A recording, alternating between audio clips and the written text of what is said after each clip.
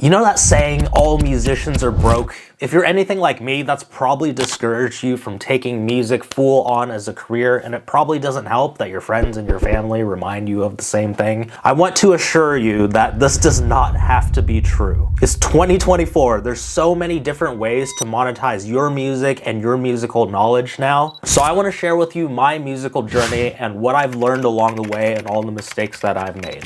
I currently have a business where I teach musicians how to monetize their music, and that business is doing anywhere from 40 to 60K per month at the time of this recording. But this is where it all started. I learned how to play guitar. This guitar right here was owned by my dad. He's not here with us anymore, but he taught me how to play classical guitar when I was in 6th grade. That was the first time I was introduced to guitar, and I was hooked. I wanted to learn every single song that he could teach me. And it was crazy because if you know anything about classical guitar, it's not like having a pick and like strumming. It's more like finger picking and like sweeping, and it's like the craziest thing ever. If you know any classical guitarists, like kudos to them because that shit's hard.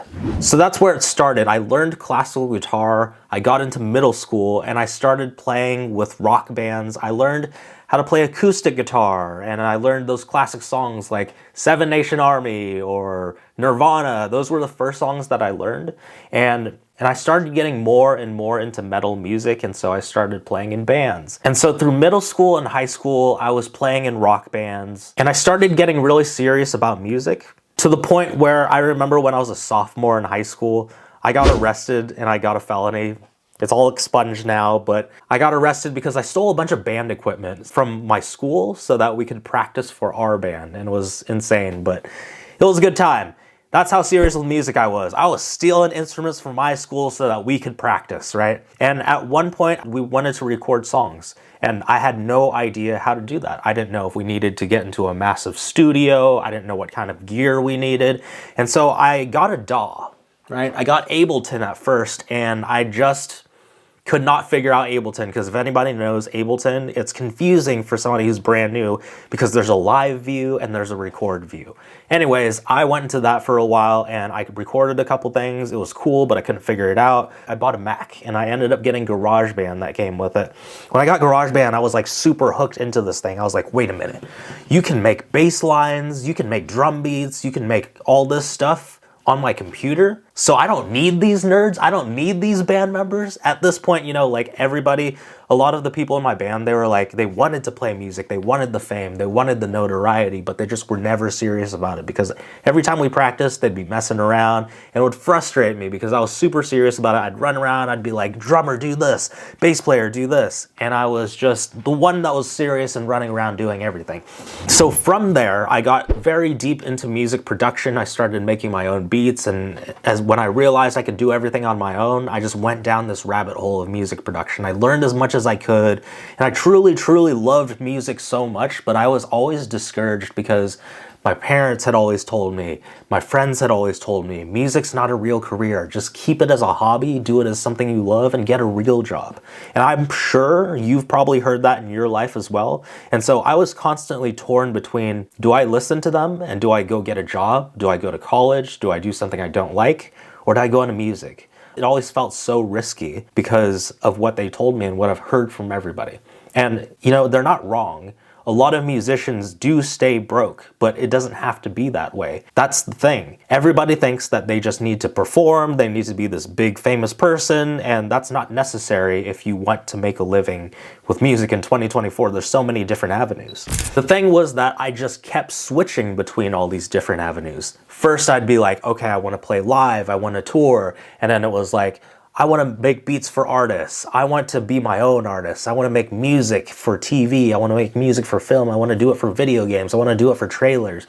And every time I would start something new, I would try it for a few months and then I would quit and then find another shiny object, something cool where I was like, oh, this sounds like more promising. This sounds more promising. And I kept switching. So every time I would get just a little bit deeper into one possible career path, I would start over and switch and do another thing, start over, and this constant cycle of never giving it enough effort to where I just kept starting over and over and over and over. And I know a lot of people are going through that right now. And I'll let you know that there is opportunity in every single one of these lanes. They are all possible, but they are not possible if you try to do it all at once in the beginning. I think a huge misconception people have now is they constantly talk about different streams of revenue, tons and tons of different streams of revenue. I think this is a massive myth. And they're missing a very vital piece to this. And I totally get it. There's many millionaires out there that have different revenue streams, but here's the thing that they don't tell you is that in the beginning, all those people, they focused on growing one thing till it was self-sustainable, whether that means a team did it, an automation, it grew to a point where it could sustain itself and it didn't need the owner as much. From there, the owner can continue and find another revenue stream, but until it's grown to a certain point, it still needs your attention. And if you continuously switch and start over and over and over again, you're always going to be left at the beginning with nothing to show for it. And that's what I did for the longest time. So at this point, I had been producing for maybe like 10 years or so. And just to fast forward, there was this one point where I finally landed a good, decent job. I was an IV tech in a hospital. And when I got this job, it was my first real job, like real good job, quote unquote, good paying job. And I just bought a house for the first time. I just had my first kid, my first and only kid. It was this point in my life where it was like, okay, so everything needs to be set. There's someone in my life that needs me more than I do, and that's my daughter. And it was kind of, my back was up against a wall at this point, and it was my final Hail Mary. I was like, I either need to figure out and get help to figure out this music career and make this thing a reality, or I just need to throw in the towel and call it a hobby for the rest of my life. And so this was my final attempt. And I knew up until this point, I kept trying everything by myself because I had this mindset of like, well, I should do everything myself. I should do everything the cheap way. But the thing they don't tell you about that is that doing it the quote unquote cheap way, trying to save a few bucks in the moment, means that you spend years of opportunity cost. Opportunity cost is one of your biggest expenses, and it's like a phantom expense, so you don't see it, but you don't realize it. So I spent 10 years trying to figure out some sort of music career. And instead of growing my business within those 10 years, I kept starting over and starting over and starting over for 10 years. When I finally hit this point, I was like, I need to get help or I need to throw in the towel. And I finally hired a coach. I hired a coach to help me get through it. The funny part is, it's not that funny, but the thing is, when I hired my coach, I quit my job 5 months later. 5 months. So if I would have just done that in the beginning instead of wasting 10 years, I could have been growing a business and been 10 years ahead, but instead, I spent 10 years trying to figure it out and get it off the ground. That's 10 years I could have made all this money, done all this stuff, grown my career. Instead, I threw it away because I tried to go the cheap route, yet ended up costing me more. So, funny thing about this coach is it changed my life completely. When I first started, I was buying courses here and there for a few $100s. But the thing about buying a few $100 course is it's cool. It's like, okay, cool, I got this course. But a few $100s just isn't enough skin in the game for you to uproot all your bad daily habits, drop everything that's going on in your life, and actually focus and be very devoted in what you have going on. Because if you're working a job, you make up a few $100 in like a few days, right? So instead of being like, oh, I need to stop, I need to change everything, I would just wait and get another paycheck and be like, all right, it's fine, I remade that $300. This time when I hired a coach, I felt like a big shot. I was like getting onto the call and I was like, I am ready to drop $1,000, let's go. Got to the end of the call and my coach was like, investment is $10,000. My jaw just dropped. I was like, that's 10 times more than I was ready to spend. Before saying no, like most people would, I had to analyze two things. Either way, I'm making a decision, whether I move forward or if I don't do anything about it. Those are both decisions and I have to choose one of them.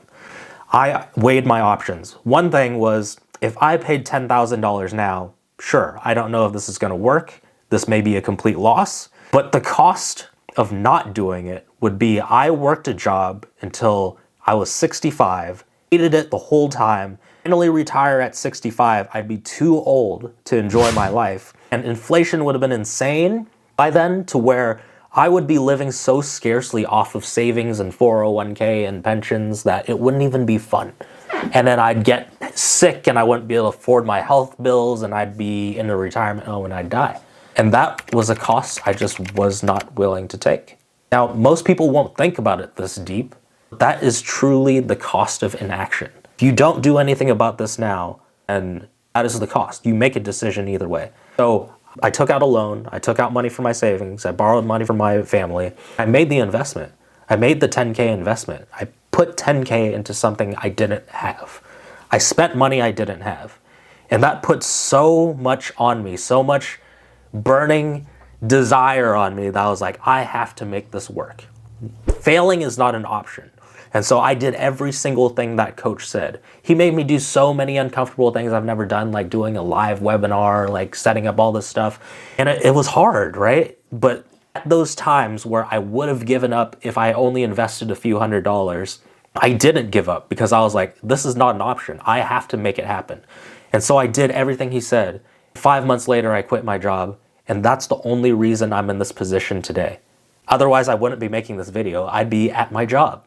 I'd be working a 9 to 5. I wouldn't be helping anybody. My life would be completely different based on that one decision I made. And nobody thinks of it this way. But those are the types of actions that you have to take if you want to grow your own business. You want to do something risky like music. Because if you don't, if you think and make decisions like most people, you're going to have a life most people have. And if you look around you, do those people have the lifestyle that you want? Ask yourself that. And if it's not, then you have to do something different. So this coaching program completely changed my life. What he taught me was how to sell high-ticket products over the phone. And I started selling beats to artists over the phone. Instead of going on BeatStars and selling things for like $30, I'd put people on the phone and I'd be like, hey, I can make you a custom single 100% tailored to you. It'll be $1,000. And the people that were serious said yes. And the people that weren't serious said no. And that's perfectly fine because I don't want to work with them anyways. Those few yeses were enough for me to make up everything. Think about how many $30 beats you would have to sell in order to get like to 3K a month. Whereas if I sold 3 custom beats over the phone because it was more personal, I hit my mark. I hit my goal. And so everybody thinks it's completely impossible and it's not, nobody's going to do that. It's because you suck at sales. So you have to learn. There's skill sets that we're lacking in, and instead of getting better at them, we make excuses and say that nobody can afford it. So from there, I learned a lot of skills. I learned sales, I learned all this stuff, and I kind of looked at his coaching program and I was like, why couldn't I do something like this for myself? And so I created a coaching program where I helped music producers with their music production. And then I created a program where I helped music producers sell beats just like I did. And then from there, I started noticing like, there's so many music coaches out there, right? There's so many creative coaches out there, but they're charging like $60, $100, $200 an hour and they're selling their time. And so I showed them how to do the same thing I did and sell high ticket, sell products for like $5,000, $8,000, $10,000, and everything changed for them. So that's the position I'm in today. I'm now in a place where I'm helping other musicians educate other people, making this huge difference. It's this ripple effect, right? And people on the internet look at coaching like they're like, oh, that's a scam. That's shady. It's like, that's a broke mindset. Think about your favorite athlete. Think about anybody great. Wouldn't it be weird if they didn't have a coach, right? So why do you think you're a special unicorn and that you can be great without a coach? There's so many coaches in my life now. I spend so much money on coaching because I spent that first $10,000. Now when a coach comes along and I need something help, I'm like, take my money, take my money, take my money, take my money. Because I know that if I want to attract a client that pays me, is willing, is happy to pay me, I have to be that type of person as well. And I've learned so much that everybody out there who's trying to learn for themselves, they're trying to figure out themselves, oh, I'll just go at it alone. It'll take me some trial and error. Imagine this. There's people like me right now that are going, and we're not even going to try. We're just going to pay a person that knows, and they're going to teach us exactly how to do it in a couple months. And then I learn that skill, and then I pay another person, learn another skill, pay a person, learn another skill. It's the absolute cheat code to pay somebody and have them teach you. There's no way somebody who's going about it alone is ever going to catch up, right? And so I'm so happy to spend so much money on education now, it's not even funny. I probably paid more than like most people's degrees and stuff like that, but I get immediate returns. The cool thing about this business is like really helped me realize that musicians are very self-centered. I remember when all I could care about was my music and nobody else. Like it was okay if I went broke. It was okay if like I couldn't provide for my family. It's like, what? As soon as I had my daughter, that all changed for me. But that's the way most musicians think. They're like, it's just about me, it's about my music, I don't care if I go broke, I don't care if I can support my family, I don't care if I can support my parents. That's the worst way to think, and I didn't realize it until I started helping other people. And seeing other people's businesses blow up and make so much money, they quit their jobs, they do music full time, it's such a different feeling that you don't think that you ever wanted. You didn't think that helping somebody and changing their lives was ever on your radar until you do it, and it's the greatest feeling in the world. It's something I can't really describe. And I just learned so many things like communication. Like communication is a huge thing, but none of us musicians are good at it. Why do we not practice that? Name the last time you went a full day without speaking. It doesn't happen, right? It's a skill set that we use every single day, so why not be really good at something that we have to use frequently? I learned sales, but the biggest thing is I changed the way that I think and the way that I make decisions. So as you can tell from this video, I don't think a lot of people would make decisions like that, right? They don't analyze what would happen if you don't do it, what's the cost of inaction. But being around the people that thought like this really opened my mind up to like so many different ways of thinking that this is how we run a business.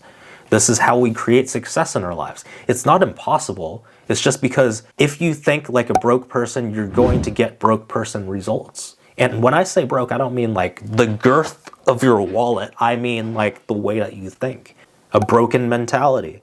Broken mentality constantly thinks about, well, let me save some pennies, let me save up some shoebox money. Whereas if you have a abundant mindset, you know that money's gonna come back, so you might as well borrow it, learn the skill, and expand yourself so that you can have better opportunities. So what I'm saying now is, I think we all think we need to be the next Dr. Dre in order to live off of our music, but it's not true. It's 2024 and there's so many different ways to do it. You can make music for film, for TV, for artists. You can sell your own music. You can be independent. You can teach other people how to do music and get paid for your knowledge. And the cool thing about that is like, you don't have to be an absolute expert. You don't have to be Dr. Dre. You just have to be a little bit better than the person that wants to learn from you. So if you're just one level above the person behind you, they would be happy to pay you in order to learn, especially if they're serious in music. Think about where you are today. Maybe you've been playing an instrument for 3 years, 5 years. Think about yourself 3 years ago. How valuable would it be for you 3 years ago to know what you know today, right? And there's a bunch of people like that who want to learn from you, and you can make a lot of money teaching other people and changing a lot of lives. There's a big stigma, of course, in the online space right now with coaching, but again, think about it. Imagine if you didn't have teachers. Imagine if Michael Jordan never had a coach. Imagine if someone in the Olympics didn't have a coach. Wouldn't that be weird? So why is it weird that there's online coaches? Sure, maybe there's some that are shady and maybe that you're jaded, but it doesn't change the concept. Every great person has mentors, has coaches. So that's my story. I just wanted to share that with you guys. There's so many different ways to make money off of your music, off of your passion, your creativity. If you want to learn how to sell your knowledge as a musician, teach other people, and charge high ticket for it, I will leave a free training down below so that you can watch it, check it out, and feel free to book a call with me if you feel like you want to learn how to do that in depth and actually change your life. But regardless, I hope this was helpful in any way possible. Please subscribe if you would like. If you found this helpful and you like this content, subscribe, share it with your friends, and I will see you in the next video.